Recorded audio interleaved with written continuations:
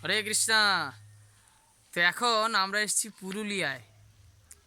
চারিদিকে খুব সুন্দর ঘন জঙ্গল, আপনারা দর্শন করুন। হ্যাঁ, জঙ্গল দর্শন করুন। আমাদের হরিদাস প্রভু এসছেন, জঙ্গলে হরিদাস প্রভু দেখতে পেলেন। তো এখন ঘটনা হলো, আমরা এইখানে কি করছি। তো এই পুরুলিয়ায় আমরা এসেছি বিষপুরিয়া গ্রামে।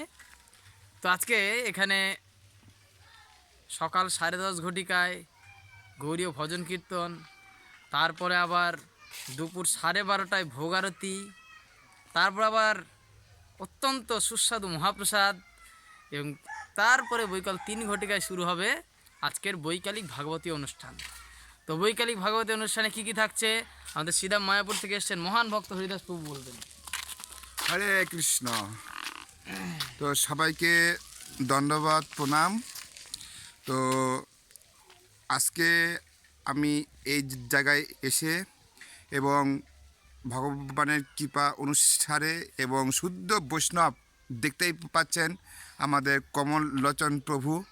তা ওনার কৃপাতে আজকে আমি এই বিষপুরিয়া গ্রামে এসেছি এবং আজকে আমাদের নাটক আছে।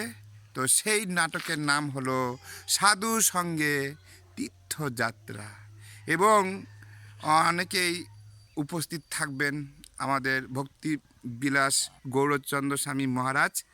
তো আশা করি এই নাটকটা আপনারা দেখবেন, কারণ এই নাটকটা দেখলে আপনাদের মনের মধ্যে একটি উপলব্ধি হবে।